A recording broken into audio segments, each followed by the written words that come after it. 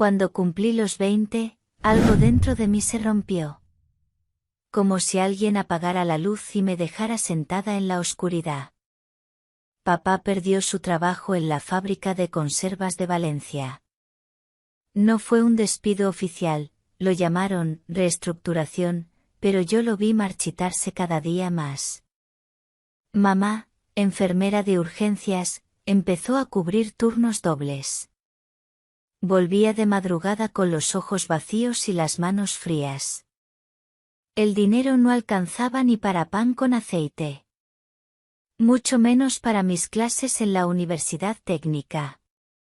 Fue entonces cuando decidieron por mí, que debía irme con la hermana menor de mi madre, tía Rosa, a un pequeño pueblo cerca de Cuenca. Un tiempo, dijeron. Pero en mi familia, un tiempo, siempre significaba mucho. La aldea se llamaba Fuente Vieja. A las 8 de la tarde ya era un desierto, y por la noche el único sonido era el goteo del grifo del jardín. El caserón de tía Rosa era de madera, con una fachada agrietada y una chimenea antigua que escupía humo como una bestia cansada. Pero el patio era de otro mundo, limoneros, jazmines, macetas rebosantes de geranios, y un columpio de hierro que crujía cuando el viento lo empujaba, como si hablara solo. Y él estaba allí. Ernesto. El marido de tía Rosa.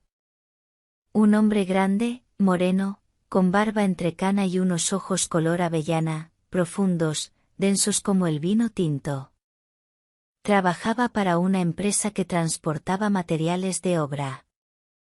Siempre ocupado, siempre silencioso. No era hosco, pero hablaba poco. Sus gestos eran limpios. Y sus ojos, aunque callados, miraban de una forma distinta. Como si vieran algo verdadero. No como tío. Como hombre. Con ayuda de una amiga de mi madre, me aceptaron en un instituto agrario de la zona. Era el único lugar que podía pagar. Me levantaba a las 6, tomaba el autobús por caminos de tierra, aguantaba clases grises, y volvía a casa con la sensación de que todo estaba suspendido en el tiempo. Como en una foto sin fecha. Las tardes eran largas y lentas. Ayudaba en el huerto, limpiaba armarios, o leía revistas viejas en la galería. Hasta que una noche, mientras cenábamos, Ernesto murmuró. Me vendría bien una ayudanta. No para cargar cosas, solo para embalar, organizar, etiquetar. Los hombres lo rompen todo. Me desconcertó. No hubo doble sentido. Lo dijo con naturalidad, y hasta propuso pagarme. Tía Rosa ni siquiera alzó una ceja. Yo asentí. A la mañana siguiente, me vestí con lo más neutro, mallas grises, camiseta larga, chaqueta de mezclilla descolorida. El cabello recogido en un moño. Nada de maquillaje. ¿Para qué, si solo iba a ensuciarme las manos? Cuando subí a su vieja furgoneta blanca, el corazón me dio un vuelco. Como si volviera a mi primer día de clases. Nuestro primer encargo fue en un pueblo cercano, Villamayor. Una pareja joven se mudaba, cajas llenas de libros, vajilla, relojes antiguos. Ernesto me enseñó cómo envolver el cristal con papel grueso, cómo usar cinta de embalar sin arruinar la superficie. Tienes manos cuidadosas, dijo al final.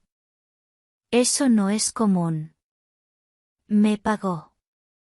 Pero también me entregó un pequeño paquete de papel craft. Dentro había una camiseta blanca con bordado azul y unos shorts vaqueros con detalles florales. Sencillos, pero preciosos. No supe qué decir. Él solo sonrió. Gracias por hoy. Lo hiciste bien. Yo asentí, con la voz atrapada en la garganta. Desde ese momento, todo cambió. Cada salida nos acercaba un poco más. Él bromeaba. Yo reía más. Sus preguntas eran breves pero punzantes. ¿Te gusta el anís? ¿Nunca pensaste en irte de aquí? Yo tardaba en responder. Lo observaba de reojo. Y me descubrí eligiendo la ropa con más intención. Usando los shorts, no por calor, sino por él. Un viernes, tocó la puerta de mi habitación. Te traje algo, dijo, alzando una bolsita de papel reciclado. Era un colgante dorado con una estrella diminuta. No le digas nada a Rosa, susurró. ¿Por qué? Pregunté. Porque es entre tú y yo. Punto. Esa noche no dormí. Coloqué la estrella sobre mi palma y pesaba más de lo que parecía. Algo estaba empezando. Algo que no sabía nombrar aún. Pero ya me tenía adentro. Desde el día del colgante, Ernesto cambió. No de manera evidente. No había gestos indebidos, ni palabras que delataran algo. Pero su silencio era más espeso. Su mirada más constante. Su presencia más eléctrica. Yo también había cambiado. Me despertaba pensando en que ponerme no para la escuela, sino para él.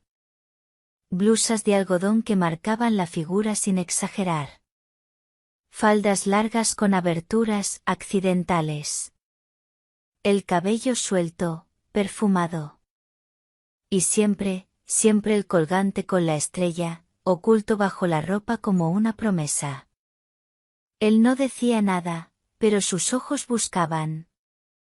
Y yo sentía cuando me encontraba. Un sábado de agosto, nos tocó un encargo en un cortijo abandonado en las afueras de Tarancón. El aire era seco y el calor, abrasador. Llevaba un vestido suelto de lino blanco, sandalias planas y una trenza baja que me caía por el hombro. Nada más.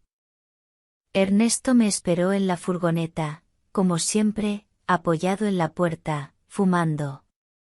Parece sacada de una postal, murmuró, casi sin mirarme.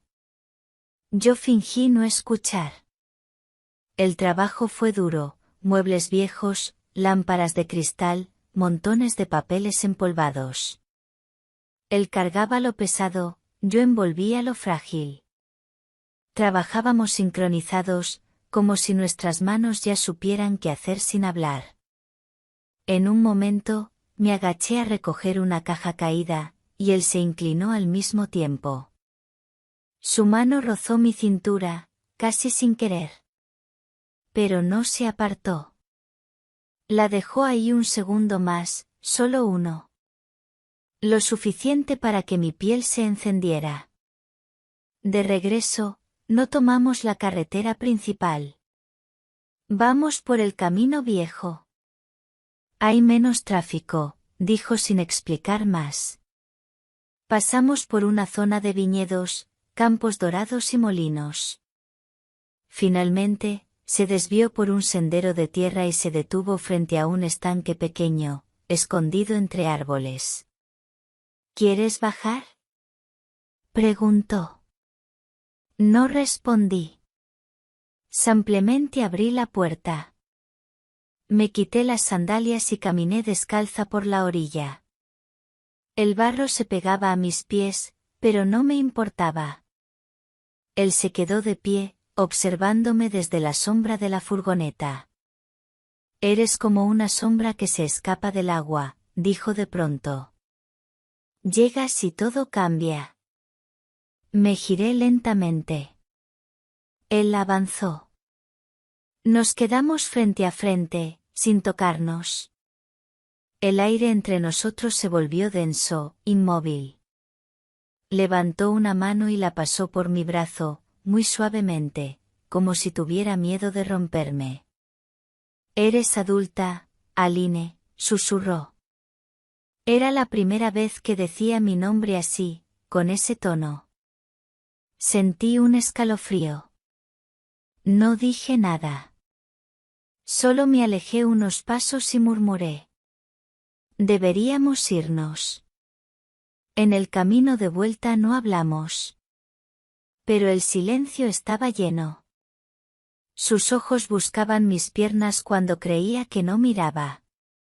Y yo, con cada kilómetro, deseaba que la carretera no terminara nunca. Esa noche, en mi habitación, me puse el vestido blanco otra vez. Lo toqué. Recordé dónde me había tocado. Enrollé mi cabello con los dedos. El perfume en mi cuello ya era parte de mí. Me acosté sin pijama, sin música. Solo el colgante sobre mi pecho desnudo. Soñé con sus manos. Pero no en mi cuerpo. En mi muñeca. Como si lo único que necesitáramos fuera ese punto de contacto. Los días siguientes fueron una coreografía muda. Ernesto no volvió a mencionar el lago, ni el colgante. Pero sus gestos hablaban por él. Cuando pasaba a buscarme, ya no tocaba la bocina. Esperaba con el motor encendido, sabiendo que yo bajaría sola, sin preguntas. Y yo, cada mañana, preparaba mi cuerpo como si fuese a una ceremonia secreta. Ropa sencilla, pero con intención, jeans ajustados, blusa sin sujetador, perfumes frescos con notas de vainilla o tierra mojada. Debajo, encaje o seda, aunque nadie más lo viera. Era mi forma de decirle: estoy despierta. Estoy jugando. Estoy esperándote. Él no lo comentaba, pero lo notaba. Sus ojos se detenían apenas un segundo más cuando subía a la furgoneta. Su mano buscaba rozar la mía al darme herramientas o al ajustar una caja. Todo parecía accidental, pero no lo era. Una tarde fuimos a una casa antigua en Alarcón, a recoger marcos y alfombras. Subimos por una escalera estrecha de madera, crujiente. Llevaba una camisa clara, de tela fina. Él venía detrás, cargando una lámpara. Sentí su mano en mi espalda baja, guiándome con suavidad. Y luego, al subir otro escalón, sus dedos rozaron mi cintura, apenas, como un suspiro. No me moví. No dije nada. Solo sentí un calor seco subir por mi cuello. Al bajar, me ofreció una botella de agua. Al entregármela, nuestros dedos se tocaron. Sus ojos me buscaron. No hablábamos, pero algo en mi cuerpo ya respondía antes que mi voz. Mis rodillas temblaban en las mañanas. Mis mejillas ardían cuando él me miraba de perfil. Era deseo. Sí. Pero también era algo más. Una complicidad oscura y brillante. Algo que no se dice. Algo que se siente en los poros. Poco a poco, me volví adicta a eso. Una mañana, antes de salir, me miré en el espejo. Llevaba una falda de pana con abertura lateral, un suéter ajustado, y debajo, un body transparente que nadie vería. Me perfumé solo en las muñecas. En las mismas donde su tacto aún latía. Ernesto me llevó ese día a un almacén viejo, abandonado, en la salida hacia San Clemente. No había nadie. Solo polvo, cajas apiladas y un perro ladrando a lo lejos. Trabajamos rápido, pero yo sentía su atención en cada uno de mis movimientos. Sabía que me miraba al agacharme. Sabía que contenía la respiración al escuchar mi voz ronca por el frío. Después, al terminar, me ofreció descansar en una cabaña usada por los trabajadores. Tenía una mesa, una estufa oxidada y un sillón con los resortes marcados. Entramos. Yo me senté. Él me cubrió con su chaqueta sin decir nada. Durante minutos no hablamos. Mirábamos la ventana empañada, la tarde cayendo como una promesa. ¿Alguna vez has querido desaparecer? Preguntó de pronto. Todo el tiempo. Yo también. Se levantó. Caminó. Volvió a sentarse, ahora más cerca. Sus rodillas rozaban las mías. No me aparté. Me sostuvo la mirada. Su mano se alzó, temblorosa, y dibujó una línea desde mi muñeca hasta el codo. La piel se me erizó. Luego subió con respeto hasta mi cuello. No presionó.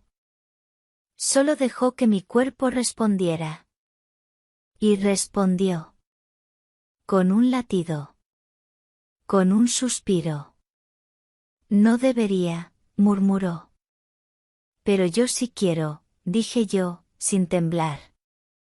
Se arrodilló frente a mí. Tomó mi mano y besó mi muñeca, lento, como si fuera lo más valioso que había tocado en su vida. Luego se apartó. Vámonos, dijo sin mirarme. Antes de que no podamos parar. Después del beso en la muñeca, algo cambió. No entre nosotros. En mí. Ya no jugaba a la ambigüedad. Sabía cuando me miraba. Sabía que me esperaba. Y yo también lo esperaba, en todo. En el modo en que cruzaba las piernas, en cómo me recogía el pelo, en las medias que elegía, aunque fueran invisibles bajo la falda. Mi ropa era una carta sin abrir. Mi cuerpo, un lenguaje que solo él sabía leer. Octubre llegó con frío. Yo empecé a usar vestidos de lana, medias gruesas y botas. Pero debajo, encaje negro, cintas suaves, perfume en el hueco del cuello. Nada explícito, todo contenido. Una tensión suave, como cuerda de guitarra antes de ser pulsada. Él no decía nada, pero lo notaba. Sus ojos se demoraban un poco más cuando subía a la furgoneta. Su voz se hacía más grave. Su silencio, más íntimo. Ese jueves nos tocó una casa enorme en Checa. Una biblioteca familiar, con miles de libros, porcelana, cuadros. Los dueños, un matrimonio mayor, nos dejaron solos mientras tomaban té en la cocina. Estábamos en el salón, rodeados de estanterías, papel y polvo. Yo clasificaba libros. Ernesto desmontaba un marco. Me incliné para recoger un tomo envuelto en papel gris. Él se acercó, tan de repente que al levantarme, lo tuve frente a frente. Ese olor, susurró, está en todo. Hasta en los objetos que tocas. Me giré lentamente. Nuestros ojos se cruzaron. No nos tocamos. No nos besamos. Pero el aire entre nosotros era denso como vino espeso. Tiemblan tus manos, dijo. Tiemblo desde hace días, respondí. Levantó una mano. No fue hacia mis labios. Fue a mi mejilla. Luego a la oreja. La caricia más leve que alguien me ha dado jamás. No me moví. No parpadeé. Y supe que no había vuelta atrás. Esa noche no me dejó en casa. Sin preguntar, condujo hasta un edificio antiguo, una estación de agua abandonada. La conocía de antes, tal vez de otra vida. Bajé sin preguntar. Entramos. La luz era tenue, solo un farol colgado de un clavo en la pared. Yo me detuve en el centro. Él cerró la puerta. Me quité los guantes. Después el abrigo. Debajo llevaba un vestido color borgoña, con escote en la espalda. Ceñido. Su mirada descendió por mis piernas, enfundadas en medias negras. Yo lo sentí. Y no me escondí. Se acercó. Tomó mis manos. Las puso contra su pecho. No quiero perderte, susurró. Pero me estoy perdiendo. No respondí. Levanté su mano y la llevé a mi muñeca. Él la recorrió con el dedo, luego la garganta, luego el hombro. Su palma era tibia, su respiración también. No me desnudó. Me descubrió. Soltó lentamente el lazo del vestido. Sus dedos recorrían la tela con devoción. Acariciaba sin apuro, sin urgencia. Como si cada centímetro de mi piel fuera algo sagrado. Me besó la nuca, la clavícula, el pliegue de la rodilla. Sus manos en mis caderas no eran manos de posesión. Eran de recuerdo. De fe. Cuando terminamos, no fue con jadeo, sino con suspiro. Nos quedamos tumbados. Él mirando el techo. Yo, su mano sobre mi vientre. ¿Hemos cometido un error? Pregunté. Si esto es un error, quiero recordarlo siempre. A la mañana siguiente, se había ido. Sin nota. Sin mensaje. Tía Rosa solo dijo, Ernesto salió de viaje. No sabe cuándo vuelve. Fui a mi habitación. Abrí el cajón. Había una caja. Dentro, fotos. Las del lago. Las del puente. Las de mí, sin pose. Detrás de una de ellas, con letra firme. Eres la que me recordó cómo es estar vivo. Una semana después, llamaron a la puerta. Un chico joven, unos 20 años, delgado, con chaqueta de trabajo gris y un albarán en la mano. ¿Aline? Me dijeron que ahora tú diriges las entregas. ¿Dónde descargamos? Lo miré en silencio. Él sonrió. Y yo también. Porque supe que esto, apenas comenzaba. El chico nuevo se llamaba Diego. 20 años, manos fuertes, mirada limpia. Un aprendiz, según la empresa. Me dijeron que ahora yo coordinaría las entregas locales, al menos mientras Ernesto estuviera fuera. ¿Fuera dónde? Nadie sabía. Rosa no preguntaba. Yo tampoco. Pero cada noche abría la caja de fotos y la miraba como si pudiera entrar en ellas. A veces dormía con el colgante. A veces no. Algunas noches, me ponía los vestidos que él había visto, solo para sentarme en la cama y sentir que aún estaba en mi piel. Diego era amable, torpe. Me contaba cosas que no me importaban. Que le gustaba el fútbol, que vivía con su abuela, que no sabía envolver espejos sin romperlos. Lo escuchaba sin oírlo. Lo veía sin mirarlo. Hasta que una mañana lo sorprendí mirándome como lo hacía Ernesto. No con deseo. Con pregunta. Esa semana trabajamos juntos más de lo normal. Fuimos a Villalba, luego a un taller en Motilla del Palancar. En cada viaje, Diego intentaba acercarse. Traía café, abría la puerta, hacía chistes malos. Y algo en mí, herido pero vivo, respondió. No coqueteaba. Pero tampoco huía. El viernes, después de una entrega, me invitó un helado. Solo para celebrar que no rompimos nada, dijo riendo. Acepté. Nos sentamos en un banco frente a la iglesia del pueblo. El sol era tibio, suave. Diego hablaba, y yo lo miraba. Tenía hoyuelos. Y pestañas largas. Y no era Ernesto. Pero tenía 20 años, y estaba ahí. Y me miraba como si yo fuera la primera mujer que lo había hecho temblar. Cuando me dejó en casa, me sostuvo la puerta un segundo más de lo necesario.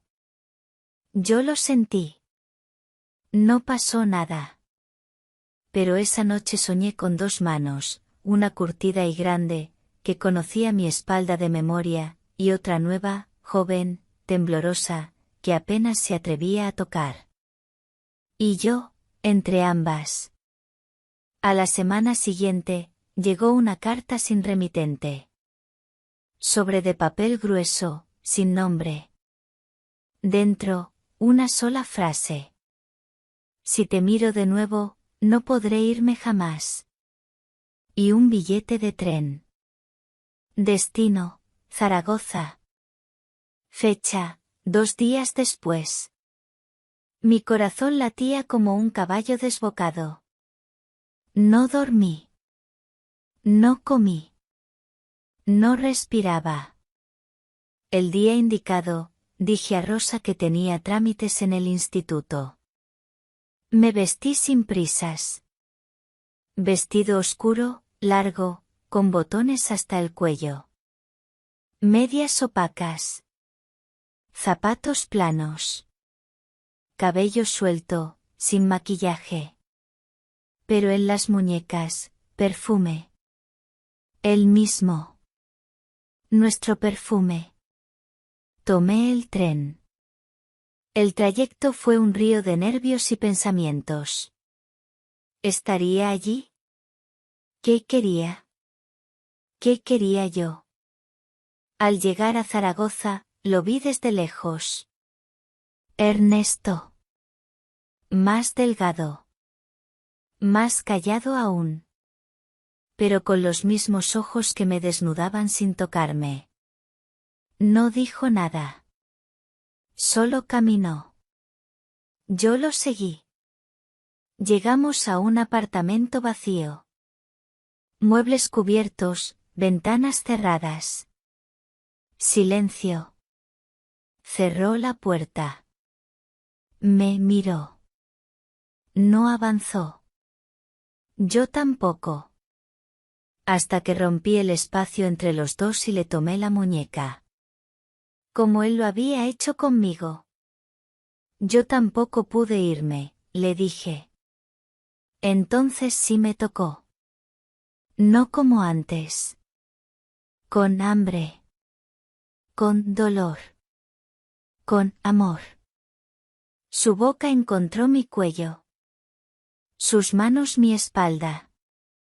El vestido cayó como una hoja. Mi cuerpo ya no era tímido.